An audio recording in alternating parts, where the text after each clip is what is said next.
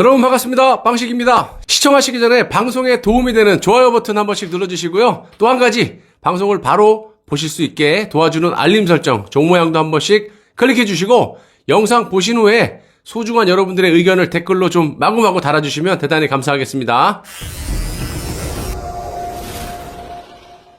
여러분, 이번 시간은 박근혜 대통령의 탄핵의 진실 시간입니다. 수년의 시간이 흐르고 당시에 몰랐던 이 검찰과 법원 등의 조작 날조 수사가 하나둘씩 드러나고 있는데요. 그래서 오늘은 태블릿 PC에 대한 어느 빌딩 관리인의 핵심적인 진술을 여러분들께 말씀을 드려보도록 하겠습니다. 탄핵이 촉발되었던 이 JTBC의 태블릿 PC, 그렇다면 JTBC는 이놈의 태블릿 PC를 어떻게 발견했고 어떤 식으로 입수를 해가지고 거짓 보도까지 했는지를 여러분들이 아셔야 됩니다. 1심 재판부와 검찰이 태블릿 PC 감정을 지속적으로 거부를 하자 이경재 변호사는 우회적으로 전략을 바꾸고 시도를 했습니다. JTBC가 태블릿 PC를 발견했다고 지목한 장소인 부원빌딩의 관리인인 노광일 씨를 증인으로 신청한 겁니다. 근데 이 노광일 씨가 굉장히 중요한 증언을 한 건데 그냥 건물 관리인이 아니고요.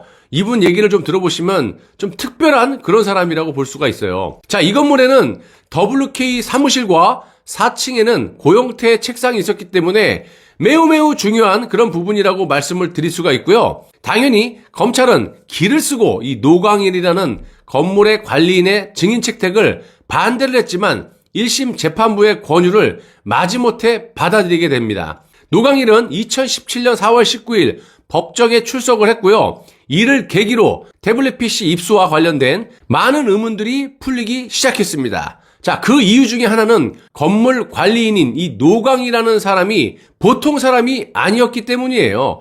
노광일은 변호인 측 증인이어서 이경재 변호사가 먼저 신문을 했고요. 이경재 변호사는 노광일이 부원빌딩 건물 관리인이라는 사실을 확인한 뒤 이렇게 질문을 했습니다. 증인은 혹시 정당에 가입한 일이 있습니까? 이렇게 물었어요. 왜 이런 질문을 했을까요? 건물 관리인인 이 노광일은 언론 보도를 통해 이석기가 속해 있던 통진당의 당원으로 알려져 있었기 때문입니다. 당연히 이런 사람이 진실을 답해준다면 신빙성이 있지 않겠습니까? 객관적으로 이 증인으로서 우리 편이 아닌 것을 입증할 수가 있는 거예요. 자, 노광일의 답은 이랬습니다. 본래 통진당 당원이었고 정의당으로 자동 이전되었으나 탈퇴를 하고 더불어민주당에 가입했다. 이렇게 대답을 했다는 거예요. 이경재 변호사는 고영태 책상 속에 있던 이 태블릿 PC를 JTBC 측이 어떻게 가져가게 되었는지를 신문을 합니다. 노광일의 답변 취지는 이렇습니다.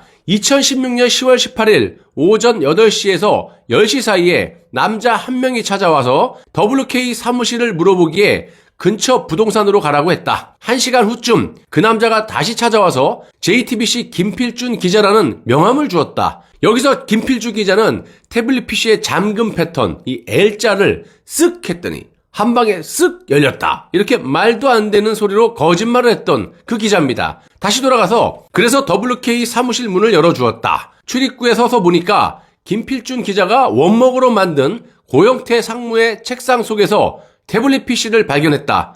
다가가 보니 책상 속에 카메라도 들어있었다. 김필준은 태블릿 PC만 갖고 나간 뒤 내가 퇴근하기 전인 오후 5시에서 6시 사이에 다시 찾아와 태블릿 PC를 책상에 넣어두고 갔다. 김필준 기자는 이틀 후 10월 20일에 다시 찾아와 태블릿 PC를 가져갔다. 그리고 노광일은 WK가 이사갈 때의 모습과 그 이후의 상황을 이렇게 진술을 합니다. 임대차 계약 기간은 2016년 1월 14일부터 2017년 1월 13일까지 1년간인데 WK는 그 중간인 9월 3일에 이사를 갔다.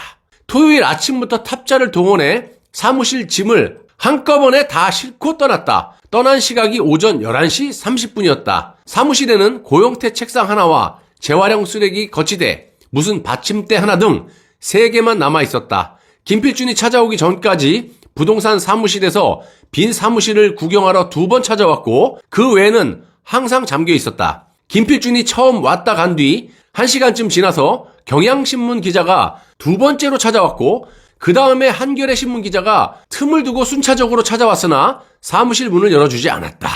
여러분들도 이쯤 되면 냄새가 슬슬 나지 않습니까? 이 상황이 어떻게 돌아가는지를 느끼실 수 있지 않아요? 자, 그리고 건물 관리인인 노광일은 그냥 청소하시는 분이나 경비 이런 분이 아닐 것으로 추측이 되는 것이, 이런 것들을 정확하게 알고 법정에서 증언을 할 정도면요, 관리소장 정도 되는 것으로 저는 추측을 해봅니다. 아무튼 노광일의 이런 증언을 통해 심수미 기자가 그동안 JTBC에서 방송한 내용 중 상당수가 거짓임이 확인이 됐고요.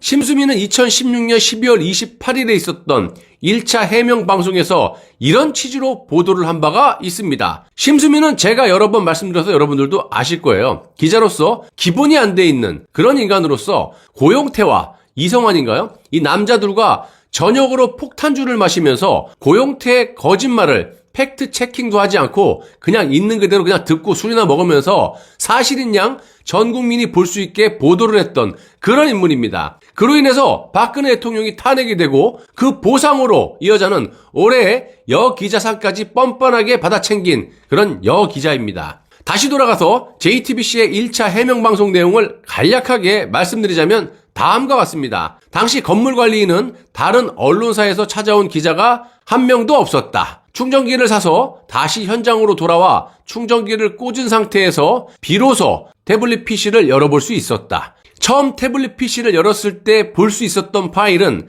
6가지 종류에 불과했다. 일단 거기까지만 취재를 하고 그 자리에 두고 나왔다. 최순실 씨가 이 사무실을 떠날 때 문을 열어두고 가 아무나 드나들 수 있는 그런 상황이어서 저희 내부에서 이걸 어떻게 해야 될지 갑론을박이 벌어졌었는데, 태블릿 PC를 가져와서 복사를 한 뒤에 검찰에 제출하기로 결론이 났다. 자, 여러분, 태블릿 PC의 입수 경위를 아주 드라마틱하게 설명한 이 심수미의 보도를 들은 전국의 시청자들은 이 말을 믿을 수밖에 없었을 겁니다. 만약 노광일의 법정 증언이 없었다면 심수미의 이런 리얼한 거짓말은 아마도 영원히 밝혀지지 못했을 거라고 확신을 하고 있고요. JTBC 김필중 기자가 검찰에 제출한 이 태블릿 PC 발견 및 입수 경위는 노광일의 진술과 비슷한 맥락이긴 하지만 아주 미묘한 차이가 있습니다. 김필준이 검찰에 밝힌 2016년 10월 18일의 행적은 다음과 같습니다. 여러분들이 직접 아까 제가 말씀드린 노광일의 진술과 비교를 한번 해보시고 이후에 국가수 포렌식에서 확인된 과학적인 사실과도 비교를 한번 해보시기 바랍니다. 이자의 말이 얼마만큼의 사기성이 있는지를. 자, 공구시 WK 사무실 도착. 4층 사무실에 가보니 낡은 책상 하나, 계단에는 쓰레기 방치. 공구시 16분, 지하 2층에 있는 관리 사무실 방문하여 노광일 상대로 약 3분간 취재. 공구시 20분, WK 사무실에서 나와 기사 정리. 10시 10분, WK 건물 재방문하여 노광일에게 JTBC 기자 신분을 밝히고 사무실에 들어갈 수 있도록 협조 요청.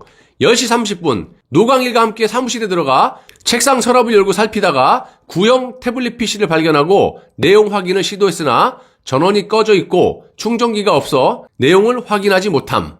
10시 50분, 태블릿 PC를 챙겨 WK 사무실에서 나옴. 1시부터 2시 사이 K스포츠 재단을 찾아가 박헌영 과장 취재. 3시 30분 서울 강남구 논현동 소재 삼성전자 서비스센터 방문하여 충전기 구매. 3시 30분부터 6시까지 카메라 기자와 같이 태블릿 PC를 촬영하고 수록된 내용을 취재. 여기서 여러분들 참고할 게 이 뭐 WK라든지 K스포츠 재단 이런 것들이 그 섹터 얼마 안 되는 범위 내에 다 몰려 있다고 합니다. 그래서 여기 갔다 저기 갔다 많은 시간이 걸리지 않은 것으로 알고 있고 여러분들이 그 점을 좀 참고해 주세요. 자, 지금부터는 국가수 포렌식에 확인된 과학적인 사실 내용입니다. 필자주, 국가수 감정에 따르면 이 태블릿 PC가 구동된 시각은 15시 32분이다. 이 태블릿 PC는 2014년 4월 2일부터 2016년 10월 18일까지 2년 6개월간 전혀 사용이 되지 않았기 때문에 완전히 방전된 상태여서 구동을 하려면 적어도 30분 이상의 충전 시간이 필요했다. 그러므로 김필준이 15시 30분부터 태블릿 PC 안에 문건을 취재했다는 것은 시간적으로 맞지 않을 뿐만 아니라 이 태블릿 PC는 16시 13분부터 인터넷으로 웹툰 등을 검색한 흔적이 국가수 감정에서 확인되었다. 따라서 김필준은 검찰에 제출한 진술서에 시간 등을 허위 기재했다. 다시 김필준이 밝힌 내용입니다. 오후 6시 WK 사무실 다시 방문해 노광일에게 저장된 내용이 많다고 말하고 고영태 책상 서랍에 넣어두고 감. 여러분 어떻습니까? 2016년 당시 김필준 기자는요, 1년차 기자였어요. 이런 새내기 기자가 태블릿 PC라는 당시에 어마어마하게 귀중한 이런 자료를 발견했다고 치더라도 당연히 그 즉시 취재팀장이었던 손영석에게 보고를 하고 회사로 복귀하는 게 기자의 기본 자세입니다. 그런데 김필준은 그 중간에 K스포츠 재단을 찾아가 박헌영 과장을 만났고, 박헌영은 WK 사무실 출입문에 지문이 등록돼 있어서 언제든지 출입이 가능한 사람입니다. 김필준은 이런 박헌영과 만나서 무슨 내용을 취재했는지에 대해서도 진술을 하지 않았고요. 지금까지도 입을 열지 않고 있어요. 김필준 기자와 박헌영 과장의 이런 특별한 관계를 알고 있는 사람은 바로 K스포츠재단 사업부장이었던 노승일입니다. 노승일은 경향신문과 인터뷰에서 김필준과 박헌영은 친하며 두 사람이 술이 떡이 되도록 마신 것을 본 적도 있다. 그러면서 JTBC의 태블릿 PC 진실에 대해서는 손석희 사장이 답해야 한다. 이렇게까지 말을 한 적이 있어요. 한마디로 서로 다 알고 계획적으로 했다라는 것이 거의 명확하지 않습니까? 그런데 정말 웃긴 것은요, 이번 건만이 아니라 탄핵 정국 때 이 수사를 보시면 거의 다가 이렇게 증거, 증인의 증언이 명백한데도 어떻게 진실을 파묻어버리고 대통령을 탄핵시키고 구속을 시킬 수가 있단 말입니까? 정말 이해할 수가 없어요. 아직까지도 전 국민의 70% 이상은 이런 거짓 사실을 정말 사실이냐 진실이냐 알고 있다는 겁니다. 그래서 제가 이렇게 열심히 방송을 하는 거예요. 자, 여러분 정말 거짓의 프레임에 더 이상 쏟지 마시고요.